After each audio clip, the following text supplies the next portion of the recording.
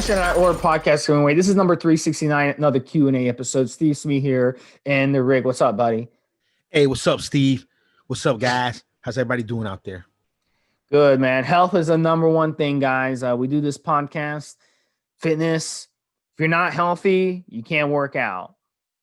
If you're not healthy, you can't make gains. If you're not healthy, you can't get stronger. So health is the number one thing, guys. So many people out there, you know, they suffer. They suffer. People my age dying of cancer. People my age and Rick's age getting heart attacks and strokes.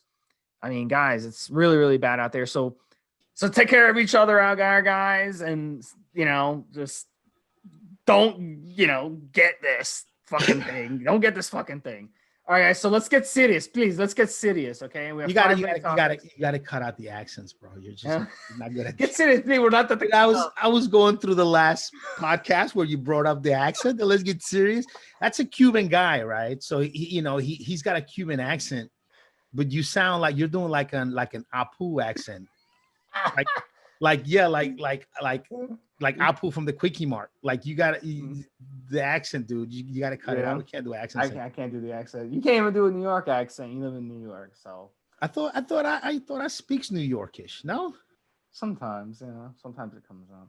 You used to back in the day. All right, guys. So 5 great topics, guys. We're gonna do rapid fire on these. We're gonna give you some information. So we're gonna get serious. The first one is possible to overtrain even on cycle. So, Rick, what do you think about this one? Do you think it's possible to still overtrain on cycle? Well, what is overtraining? I mean, what is overtraining really?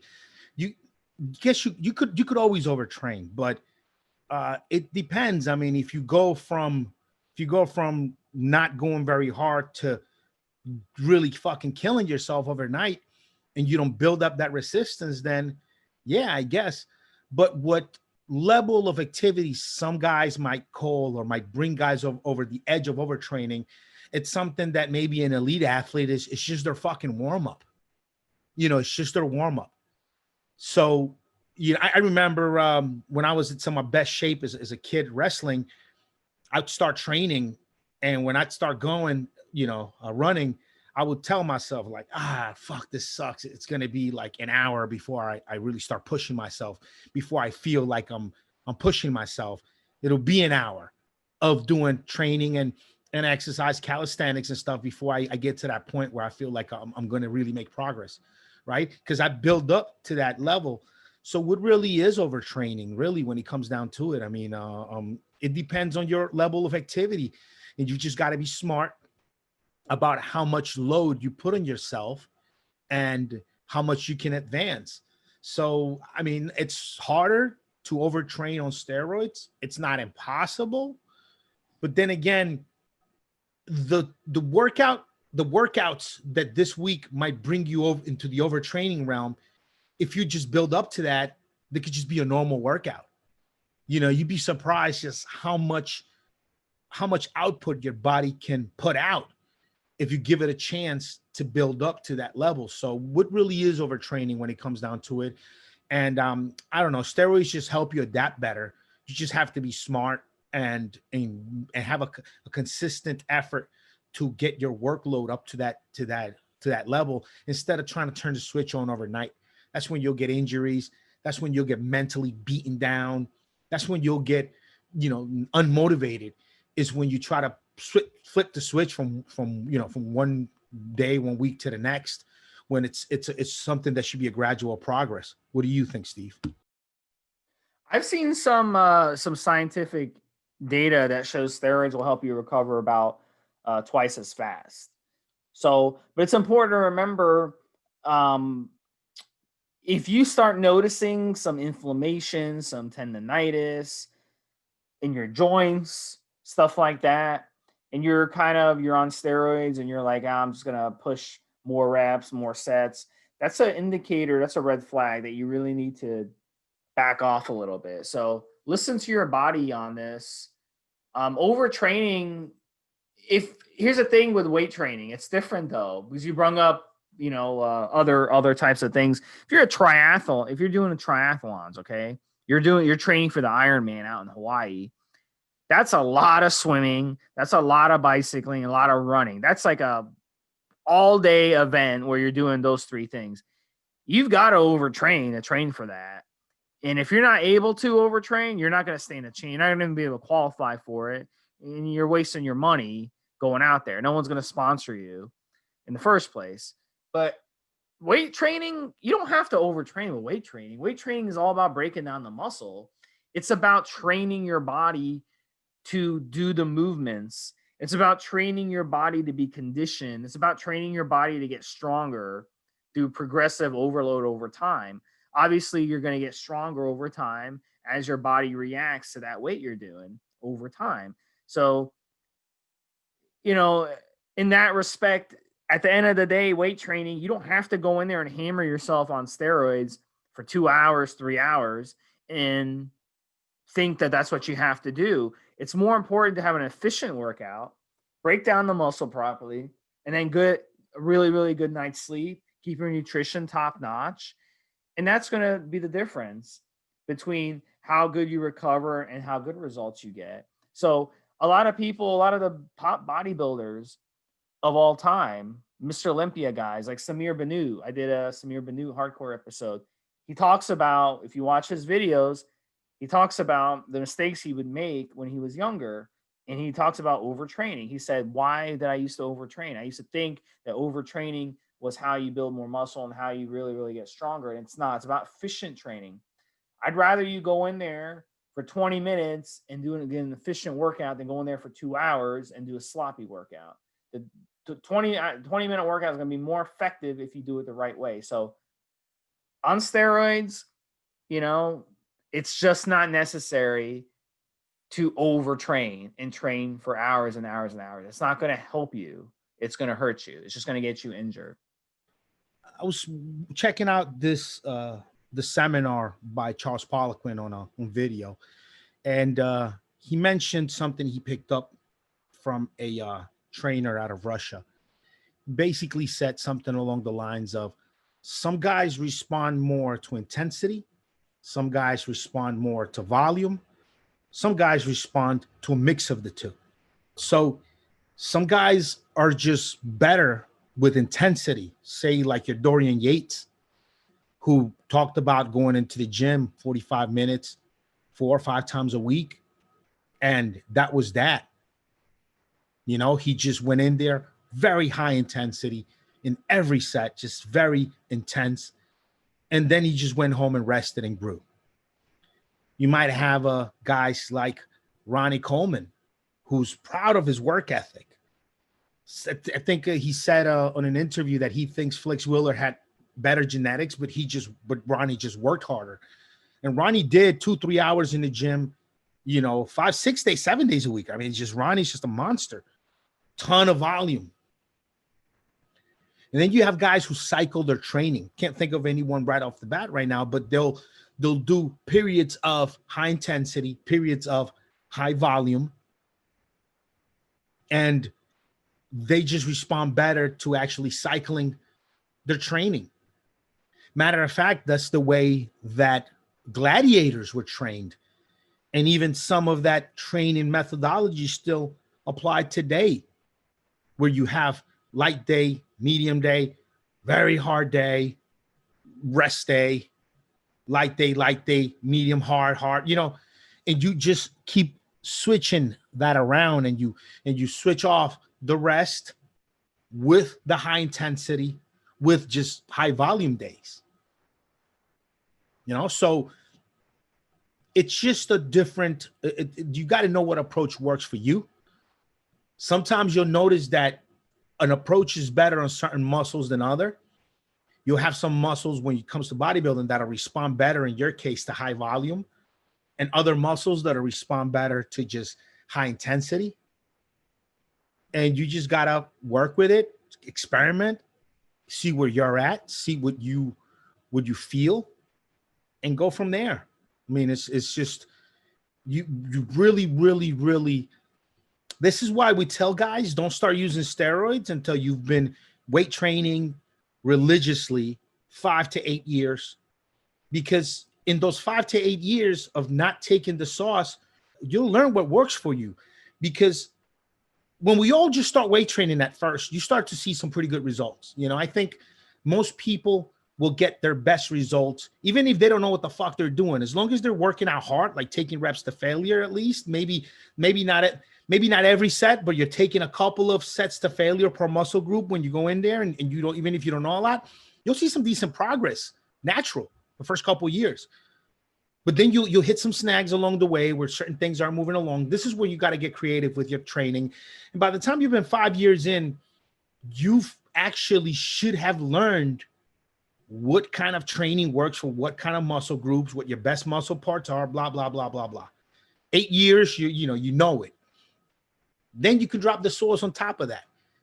But if you bring the steroids in as a variable so early on, it kind of takes away from that learning progress, that whole learning process that you have to go through with just weight training natural to understand yourself, learn your body, learn what works for you, learn what exercises give you results, what's a waste of time, how much intensity versus volume, if you need to cycle your train, all these things you learn in your natural years where you're not using steroids in it as an additional variable. Because once you throw steroids in, I notice a lot of guys will start to obsess on the steroid. Maybe the steroid is not working right because my shoulders don't look as full as they did last season.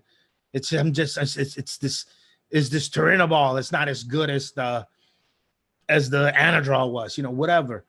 And no, maybe your training needs to come first. So that's very important to get to know yourself. And like Steve said, yeah, I mean, if you're going to compete in something like a triathlon and you quickly overnight begin to try to do that whole training load, you're gonna overtrain quite quickly because you're hitting the switch from not doing a lot to trying to be triathlon ready. But if you make it a progression, a combination of either you're just a high intensity guy or a high volume guy, or you are just you have to change it up day by day. Once you build up to that, then you're going to get to a point on the last couple of weeks before your triathlon where you get on your bike or you get on that swim or you get on that run and you go, shit, I'm going to have to run 5K before I even really begin to push myself. Shit, I'm going to gear my bike up a little bit harder just to make it harder on myself to start because I'm not going to be pushing myself for so long. Yeah, I just have to do all of this before it even begins to hurt. Fuck, it sucks, right?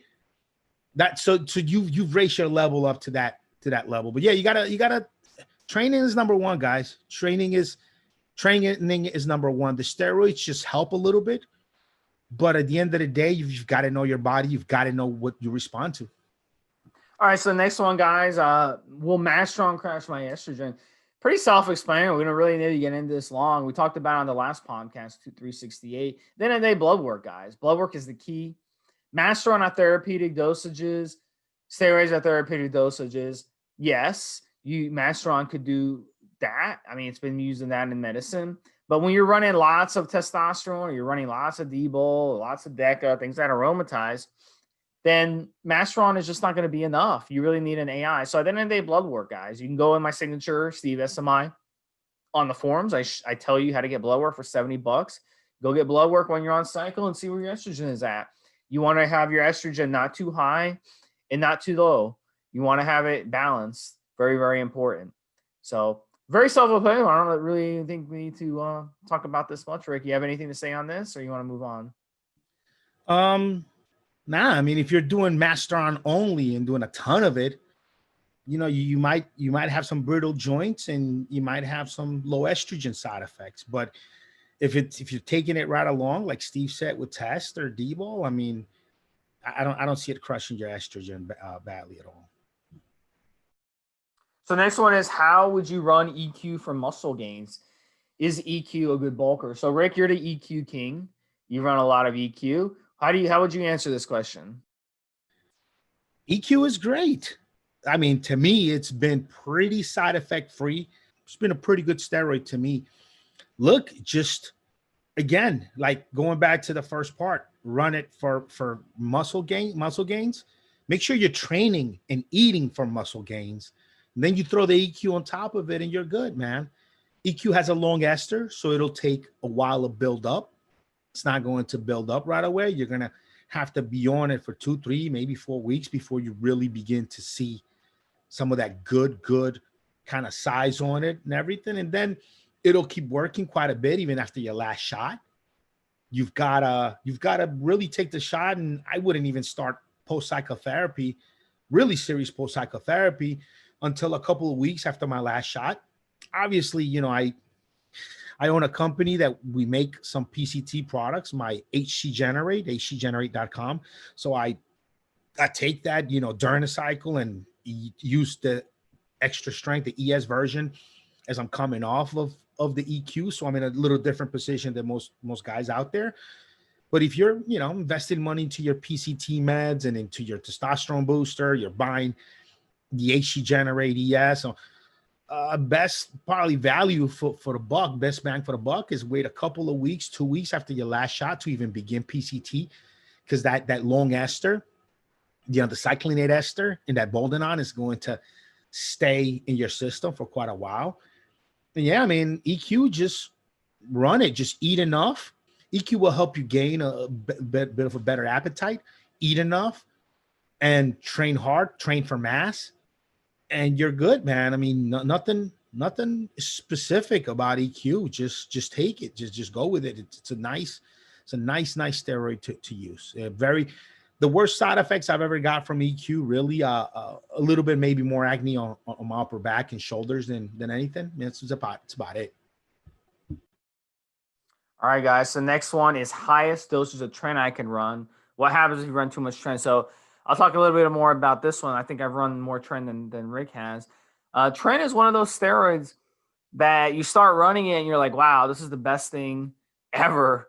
And then once you get to week 4, week 5, week 6, you're like, I want to get off of this stuff. This stuff is just making me feel like crap. You know, I got no energy on this stuff. It's one of these steroids where, you know, you just get sick of it when you're on it. You're like, get me off of this stuff. It's very, very harsh. Trenbolone is very, very harsh, very inflammatory in the body. So it basically, from when you take something that's inflammatory in the body, it's going to affect everything from top to bottom. So obviously when you're inflamed, you're going to feel like crap. Your fatigue is going to set in. So if you run too much tren, you can look at some major issues. You can actually give yourself a stroke if you're to run a lot of tren. It does so much destruction in the body.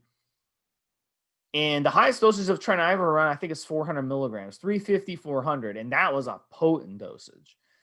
So I started sticking to more 200, 250, and that was much more manageable in terms of side effects. And even that, the side effects came out after a few weeks. So if you were to run some of these dosages that these pros supposedly run, which is over a gram of tren a week, you'd be looking at major kidney problems, major kidney problems. You'd be looking at liver. The liver would be destroyed. Your heart health would be destroyed. Your cholesterol would be way off. Blood pressure up. A lot of these, you know, obviously these pro bodybuilders are they're on blood pressure medication. They're on cholesterol medication. You know, they're on a lot of these medications to help with this stuff for that reason, because it messes you up. So, I mean, if you want to experiment and be your own guinea pig, go for it. Run 500, run 600, 700, 800 tren. But I promise you, it's gonna basically destroy your heart, your health across the board. You know, so that's the thing. I really don't see any reason to run more than 250 milligrams a week. I don't. You'll get great results on just that much. I once was told by an IFBB bodybuilder, and he said straight up, he's like, no reason to ever run tren higher than 250 milligrams a week. None. Anything more is just going to multiply the side effects. So I listened to his advice, and he was right. I actually got better results running it lower because I wasn't so screwed up from the side effects. So that's the thing. And I'm not even going to get into all the mental issues that Trent has. You can go back and listen to our podcast on it. The effects it has on our dopamine levels, prolactin levels, neurotransmitters firing off in your brain. Crazy, crazy steroid, guys. So no reason to run it high. Anything else, Rick? Yeah, so I've said about tren, because we've always told people just don't use it. You don't need it unless you're stepping on stage. What's the point? And I think that still goes if you're trying to do like the higher end dosing, you know, going 400, 500 a week of tren. But I think the best effects, the best benefits from tren for most people lie around a 100 to 200 milligram mark, where you get the amplification of the other steroids you take, which is what I've really enjoyed about tren, is that, I mean, I could do 600, 700, 800 milligrams of combination of different steroids and get a certain effect. But if in that mix of 700 mgs, I've got 100, 200 mgs, 300 mgs, 400 mgs of Trenbolone, which I've done as much, then everything else works great, works better. It just multiplies the way everything else works. I've heard some gurus out there, some online gurus out there say that it could be because it has an effect on IGF sensitivity or how well IGF works in your body. So could be, but I think the best effects you get from the tren, the benefits you get from the tren, the stuff you like from the tren, you can get that at 100 mgs a week. If you're doing acetate, doing 2 shots of 50 mgs of acetate a week, maybe 2 shots of 75 mgs of acetate a week, space it out 3.5 days, whatever it may be. You can get, if you enactate, just probably the better ester for Trenbolone, in my opinion, shoot 75 to 100 mgs twice a week, or maybe just 75 mgs once a week. I mean, 100. And then if you add that to your regular cycle, everything else you're doing, if you're cutting, like in our last podcast where we did cutting steroids, if you're cutting and you add that little bit of tren with some, Primo and Anavar or Primo and Winstrol, I mean, it just makes everything work better. That cutting works better. If you're bulking, we're going to do next podcast, bulking at steroids, if you add the tren with some testosterone, some EQ and tren, great little cycle, just makes everything work better. Also that drive, a little bit of that aggressiveness. Some guys enjoy the delayed orgasm, on tren, just last a little bit longer. Some guys who use too much can't even reach orgasm. It sucks. You're horny as hell. You have trouble reaching orgasm on tren. A lot of the good effects of it, the multiplying cycle effects of it, I think, and not getting into the bad side effects, into the insomnia, into the night sweats, even the tren cough. If you're doing a smaller shot of tren and you're able to just mix your half cc a week of tren or 1 cc a week of tren with the other steroids in there, you minimize the chance and the effects of maybe tren cough. It's really something that I think it could really work. If you definitely wanting to do tren, just add a small amount, little dab will do you. You don't have to get crazy with it. You're going to feel some of the nastier, worse side effects from Trenbolone, hair loss, and really everything nasty that it can do to you, the affecting your kidneys, all that stuff. That's when you start getting above that 200, 300, 400, 500 mg a week realm. But I think 100 mgs just dropped right into either bulking or cutting cycle. You're going to be real happy, and you're going to know it's in there doing something. You definitely will. Just you won't have any of the nasty bad side effects from it, in my opinion. All right, so next one we're going to talk about is these MyFitnessPal's tracking apps. You track your macros, you track your calories, and listen, guys. I mean, at the end of the day, like throughout human history, we have never tracked this stuff. We've never sat down and tracked how much macros we're eating, how much calories we're eating. No animal on earth does it today. Most people don't do it, obviously, very small. So these apps, what I tell my clients when I first talk to them and they come to me for nutrition advice, this is the first thing I tell them. I'm like, go on your phone, and just delete that app. Delete it. Because number one, that's not accurate. You know, you can't just put the foods you're eating in an app and get an accurate number of calories. Number one. Number two, your calories out. There's no way to track that. Okay, your calories out changes on a daily basis. It's based on the foods you're eating. If you eat the same foods every day, that's at the same time, even then your calories out will change.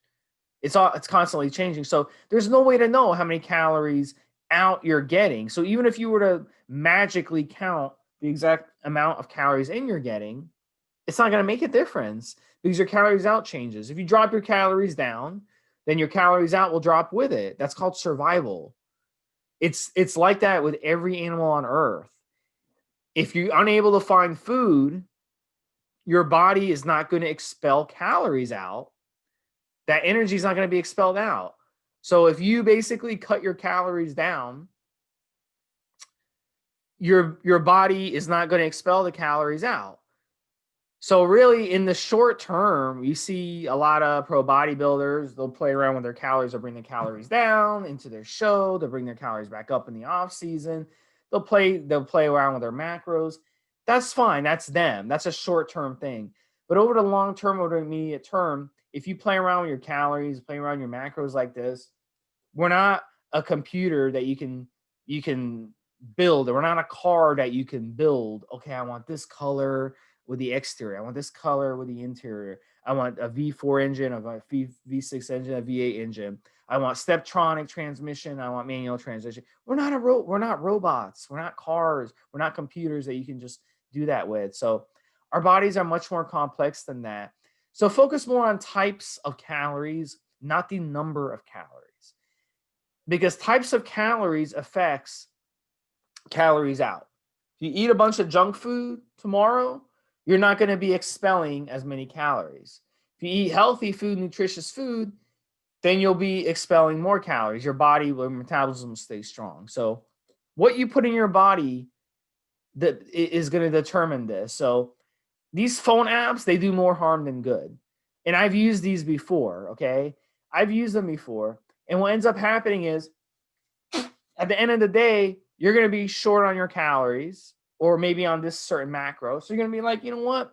It's 10 o'clock at night. Let me go ahead and eat a slice of pizza because I need a little more of this calories. I'm needing a little more of these macros. I got room.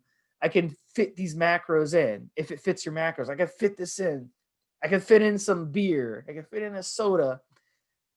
And then that sets you back because that's not how our bodies work. So counting your calories and eating the same amount of calories every day like a robot, that just does not work. You have to just focus on the type of calories you're getting in. That's more important than that. And calories out, we want to keep our metabolism strong, but you know, it's not always going to happen. So your metabolism is going to go up and down every day, depending on what you eat, how you eat, when you eat. It's all going to determine that, how much you exercise. So what's weird too, I'm going to link a study as well. But what's weird too is studies actually show, Rick, you sit down and you watch TV all day, you're a couch potato, you actually burn, your body will actually expel almost the same amount of calories as if you go worked out for an hour. So this whole idea that I can go work out for an hour and then go eat Chick-fil-A or McDonald's afterwards, because you know what, I burn these calories so I can just go eat junk food and it's not gonna affect me. It doesn't work. The exception to the rule is if you're like training for a triathlon or something, you're running like 8-9 miles a day, something like that. Then yeah, you can eat junk and it's gonna get burned off like that. But at the end of the day, you can't just be like, you know what, I'm 300 calories short for the day. This My Fitness app shows I'm 300 calories short. So let me just go eat a slice of pizza and have a beer because that's going to be 300 calories. It doesn't work like that. Doesn't work like that. That's not how our bodies work, you know? So that's all I'm saying, guys. I'll link it to a study. You can read the study. You can make your own determination. But at the end of the day, you're better off without these stupid apps. That's just my opinion, you know? And you can do, you know, what you want to do. But, you know, that's my opinion, guys. If you have questions on this, you can hit me up or come on the forum and post a thread. So, Rick, what's your thoughts on this? Look, I personally have gotten to the point where I know my body really well. I know the difference between cravings and real hunger. And my body goes through cycles. There are times where I'm pumping some sauce, training really hard, and I could feel my body asking me for that protein. Like I could feel that protein hunger. There are times when I know when I'm just craving stuff. So, through my years of just listening to my body, dieting, training, I listen to my body and I've got a pretty good handle on what it wants. As far as apps to count calories, I guess if you're like some fat dude, some fat chick, and you just kind of have no self-discipline, you can't just follow a program, you don't have that gym grind, you're not taking good supplements and anabolics. I guess that there's a place for it for you because it's like a little fucking video game on your phone that you could just beep, beep, beep, beep, beep, mess with all day. But for the most part, you don't need it. Bodybuilders, athletes, we've been dieting and dropping body fat well before we had computers in our pockets to make it into a fucking game. But I guess fat people like that, and if you have trouble losing weight, if you have trouble staying motivated, if you're one of these guys or gals that's addicted to food to the point where you forget what you ate, like there's people like that out there that you forgot what the fuck you ate.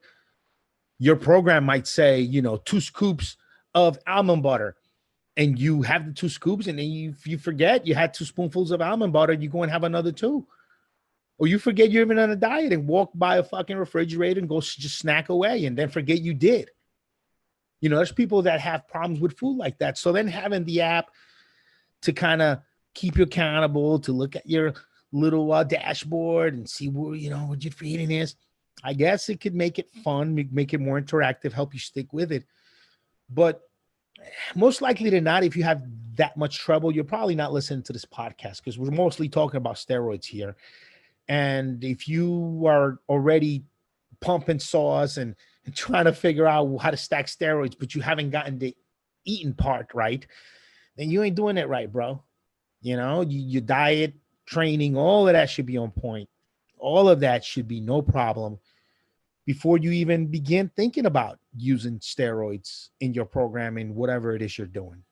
Look, it's got some merit for people that have trouble with their eating. It's got some merit. You could definitely benefit from it. For most of us that don't have trouble with eating, it's just one more fucking thing to keep up with on your phone when you could just have your scheduled meals, have your scheduled feeding, and be done with it. And for some of us that diet and train more instinctively, you listen to your body on a day-to-day basis, and depending on what your goals are, I'm going to get leaner this next couple of months. I'm going to bulk up the next couple of months. You just keep that in the back of your mind and how much and to feed your body and how much you're allowed to have. I mean, it's definitely useless. Definitely useless. I guess if you want to use it as a tracking device to then look back and see what you've been doing just out of curiosity, just as a fun thing to do to diddle with your phone, I guess you could. But I don't really see a necessity for it unless you have a lot of trouble with eating, like some guys that come to me and say, we talked about this on the Client Stories podcast. Oh, Rick, I eat very little, like a bird, but I'm still fat. I can't lose weight. No, you fucking are eating way more than you admit to yourself to. And maybe you need to grab the app and get used to dialing in everything you eat every time you fucking eat so that you don't keep telling lies to yourself saying that you don't eat as much as you actually fucking do. Okay? So yeah, guys, I mean, that's it. That's all I got to say on the subject. All right, guys. So this was another episode, guys. Number 369. We're rolling right along. So any other questions, hit me up on the forum, Steve SMI. And you can hit up Rick at RickyVRock.com. That's RICKY, V as in victory, ROCK.com. Just head there, guys. You can check me out, get to my social. You'll be able to find me, message me, ask me any questions you have. I'm always available for you guys. And yeah, man, just hit me up. When you order from Need to Build Muscle, go to needtobuildmuscle.com. When you order from us, on your credit card statement, that phone number that's on there, that's my phone number.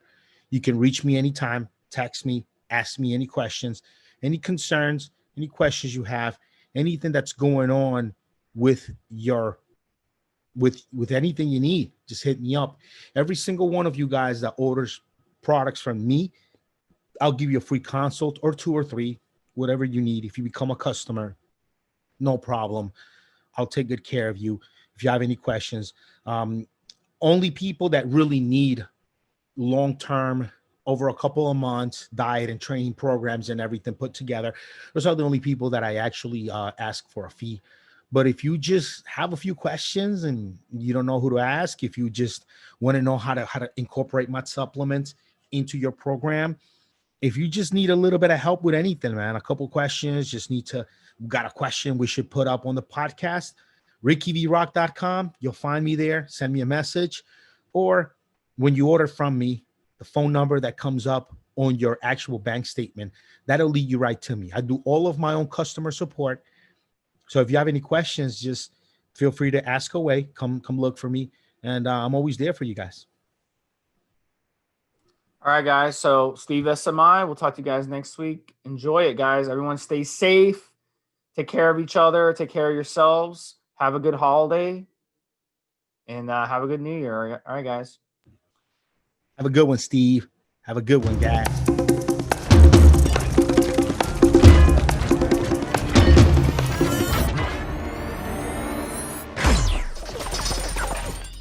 Guys, this is the required legal disclaimer. We are only sharing our experience from years of steroid use. We are not doctors, and none of what we say should be regarded as medical advice. Always check with your doctor before taking any drugs or starting any training program.